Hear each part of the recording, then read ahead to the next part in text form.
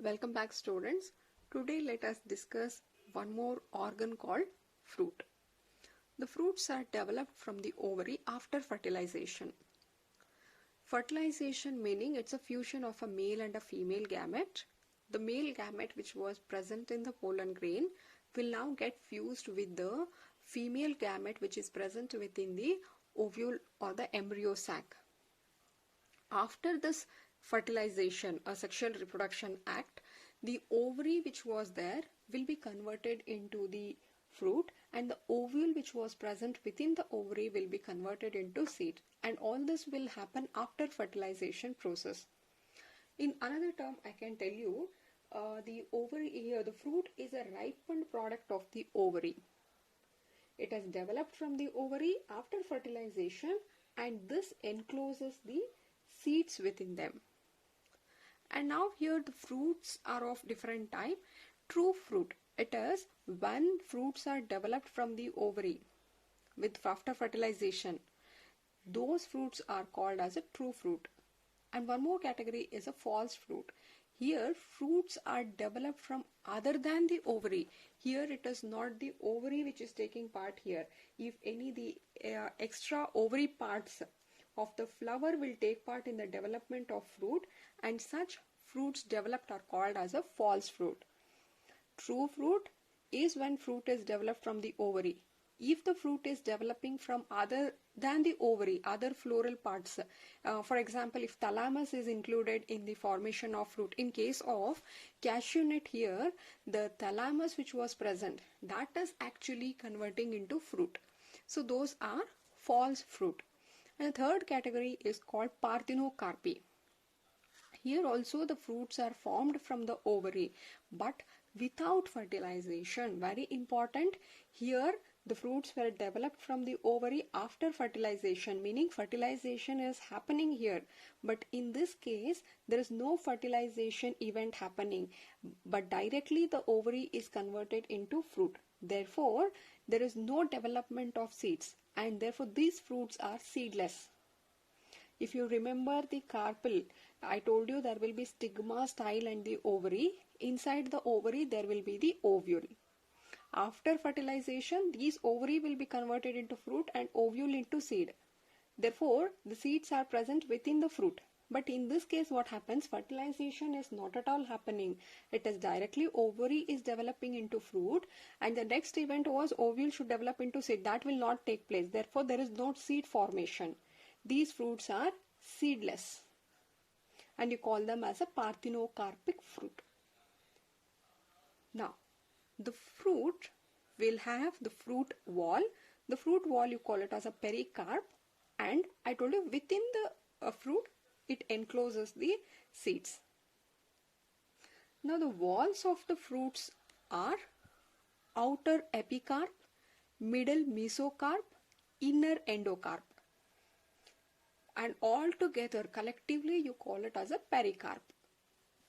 In case of mango and coconut, the fruit is called as drupe. These are monocarpillary, meaning they have one carpel and they show superior ovary and they have one seed. See, now here also in case of mango, you can easily see all the three layers are easily distinguishable. You can see the outermost one here. In the mango, the skin, you call it as the epicarp.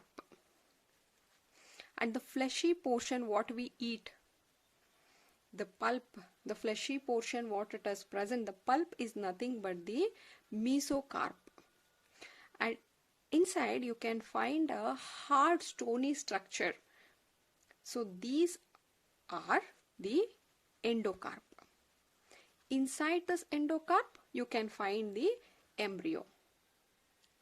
Clear? In case of mango, easily you can distinguish these three layers.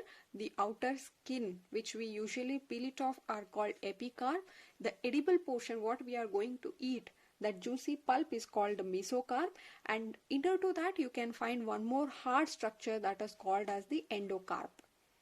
But in case of coconut what happens, the mesocarp is fiber like.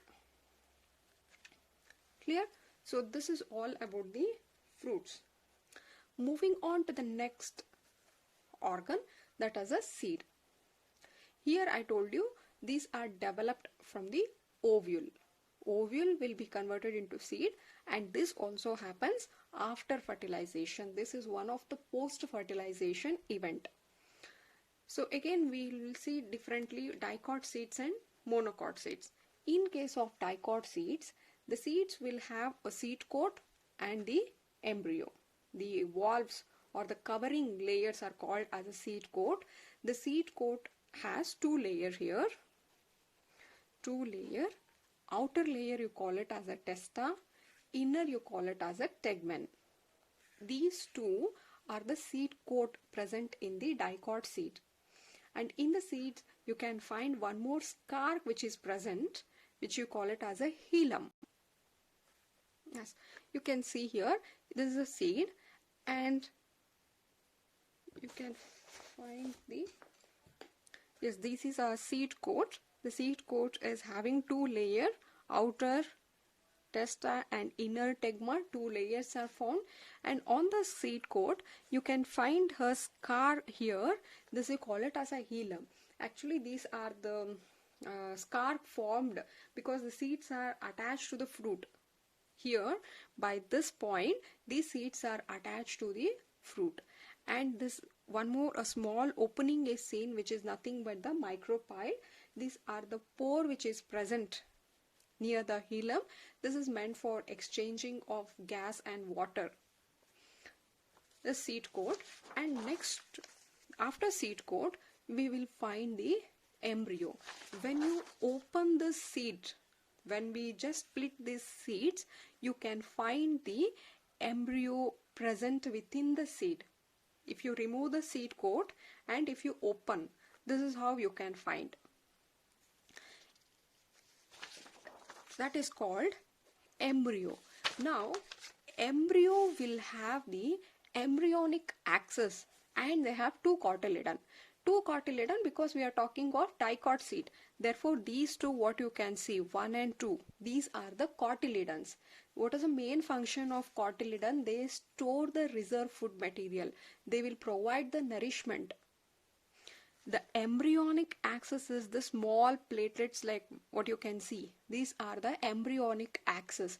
These embryonic axis germinate to produce a plumule and a radicle, and we know that plumule will further develop into shoot and the radicle will develop into root. Slowly they will start germinating like this, and you can find the radicle developing into root, and plumule will develop into a shoot or a stem portion. And till the roots are ready for absorption of nutrition, the nourishment is being taken up by this cotyledon. Now the cotyledon will provide the nourishment for this growing embryo. Once the roots are developed and it penetrates into the soil, later on the cotyledons will fall off, but nutrition is absorbed by this roots and they start preparing their food. Am I clear? I'll repeat once again. Seeds are product which is formed after fertilization from ovule. Coming to the dicot seeds, any seeds for that matter, they will have a seed coat, and inside you will find the embryo. The seed coat is of two layers, outer testa, inner tegma, and on the seed coat again you have two important structures. One you call it as a hilum, that is just the scar which is present, that is actually where the seeds were attached to the fruit, and micropyle as a small opening for exchange of water and gases. In the embryo they will have the embryonic axis and they have two cotyledons. Embryonic axis, further they germinate to produce a plumule and the radicle. Plumule will develop into stem, radicle will develop into root, and these cotyledon will provide the nourishment. Moving on to the monocot seed. Again here also the seed will have seed coat and they will have the embryo as usual. But the seed coat present in monocot seeds are fused with the fruit wall. Therefore, you cannot separate a seed coat from the fruit wall. They are merged together. These are membrane fused with the fruit wall. See, you can see here, this is a monocot seed.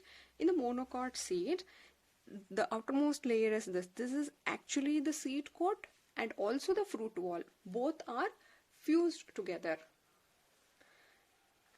And then it is the embryo are separated from. Here also, see, you should have a seed coat and embryo. Here, embryo are separated from the endosperm. Here again, endosperm is actually meant for nourishing the growing embryo. Endosperm will nourish, but in this case cotyledon was doing that work. In this case there will be a single cotyledon, but nourishment is not provided by the cotyledon, but it has been provided from the endosperm.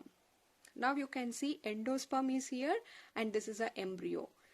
This portion what I am showing here, this is actually the endosperm. These are all filled by the endosperm and this portion is called as an embryo. Both of these, endosperm and embryo, are separated by a layer which you call it as aileron layer.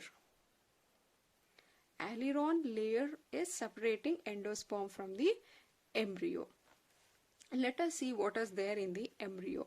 In the embryo, which is situated at one side, they will have a single cotyledon because these are monocot seed. In monocot seed, the cotyledon, the term cotyledon is replaced by one more term called scutellum. Here you can see there is only one scutellum or one cotyledon present, and also they will also have the plumule and a radicle. You can see here they have this plumule and they have this radicle in the embryo. The plumule will now give rises to the stem or a shoot. Radicle will give rises to the root. But extra features here is the plumule, what you can see, they are being surrounded or covered by, here you can find the plumules are covered by a sheath, and this one you call it as coleoptile. This is a sheath which is protecting the plumule, and similarly there is a sheath which is protecting the radicle or a root, and this portion you call it as coleorhiza. Yes, I'll repeat once again.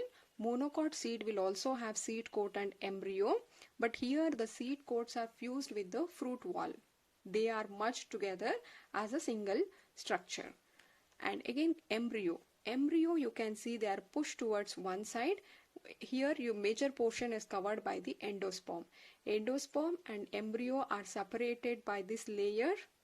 In the embryo you can find the plumule and radicle. Both of these are covered by a sheath. The plumule covering sheath you call it as coleoptile. The radicle covering sheath you call it as coleorhiza. Now, I told you one more difference is in case of dicotyledons, the cotyledon is a one which will provide the nourishment until roots are established. But in this case, cotyledon will not provide the nourishment, but the endosperm which is present here, they will provide the nourishment for the growing embryo. They use all this endosperm for nourishing the embryo. Here it is, all endosperms are collected through cotyledon, and the cotyledon is providing the nutrition to this growing embryo. Clear? Now, depending upon the presence or absence of endosperm, see here endosperm what they are formed, they are actually resultant of double fertilization process which happens in the angiospermic plant. In the double fertilization process, there is a fusion of a male and female gamete which results in the zygote, and zygote develop into embryo. That is one fertilization. Second fertilization is there will be one more male gamete which will fuse with the polar nuclei present in the embryo sac, and that result in the formation of endosperm.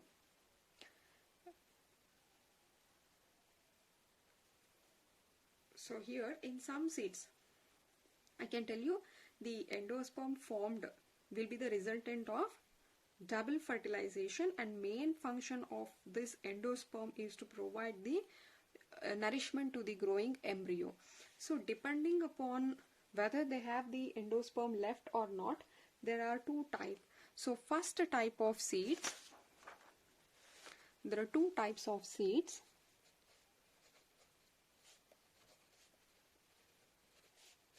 One, you call them as endospermic seed. You call it as endospermic seeds. Here, when a seed is having the endosperm, you call such seeds as endospermic seeds. The second, you call it as non-endospermous or spermic seeds. In this case, the endosperm is not present. Endosperm are not present in mature seeds. This is because all the endosperms which are formed are being completely utilized. Therefore, there is no endosperm left in this mature seeds, and those seeds which don't have this endosperm left in them are called as non-endospermic seeds. And if the seeds are having this endosperm left in them, you call it as a endospermic seeds. Example in this case, example given for endospermic is, you can see that in the castrol seeds which we extract the oil, castrol, and in case of bean, gram, and in pea, they are non-endospermic. With this, we will complete the 5th chapter, that is a morphology of flowering plant. In the next class, we will take up the anatomy of the flowering plants. So morphology, for a quick revise, morphology of a flowering plant. We have studied the external organs or external structures. You call it as morphology. We started with the root. We have studied in detail of what is root, what are the types of root, and what are the different regions and their modification. Moving, we have studied regarding the stem, what all it bears, and what is a function, and for what all the stems are modified. In third class, we have seen the leaf. What are the different parts of the leaf? The types of venation. You can see here, this is a dicot leaf where you can see a reticulate venation, and this is a parallel venation, and simple compound leaves. All that we have studied. Arrangement of leaf, which is called as phyllotaxy, and modification of leaf. In the next class, we have studied the inflorescence, and types of inflorescence is very important, and then we took up the flower. So all these terms is very important: bisexual, actinomorphic, zygomorphic, unisexual flowers, all that thing we have studied. Based on the position, again we have seen hypogynous, perigynous, epigynous. Then in the last video we have seen the parts of the flower: calyx, corolla, androecium, gynoecium, placentation, estivation, all that. And finally we took up the fruit. So fruit, so here you can see the outer skin portion is called epicarpus. The fleshy, you call it as mesocarpus, and this hard structure is endocarp. Within this endocarp, we will find the seed. And if you open the seed, you will get the embryo. Even in case of coconut also, you can find the mesocarp is fibrous in nature. This hard shell is the endocarp. Then we have seen the structure of a dicot seed and also structure of monocot seed. We are left with this description, that is Fabaceae, Solanaceae, and Liliaceae. 3 family we have to study, and these 3 I am going to take up in your practicals, because we need to show the material to explain all this. So this I am going to take in the practical session. So with this, Here also, if they ask for Fabiaceae characteristics, you are supposed to say how are the stem. In case of the Fabiaceae is a family, and the members which belongs to the Fabiaceae member, they show erect and climbing stem. They show alternative leaves. You are familiar with all this now. Alternative, pinnately compound, simple, venation is reticulate. Then again, moving to their floral characteristics. Inflorescence in case of Fabiaceae, they are the racemose type. Flower is bisexual and zygomorphic. Bisexual meaning both sexes are present, and they are zygomorphic. Calyx are, you can see 5 sepals which are fused and showing imbricate estivation. Corolla. So all these characteristics we need to describe. So this I'm going to take up in the practical session. Am I clear? So thank you.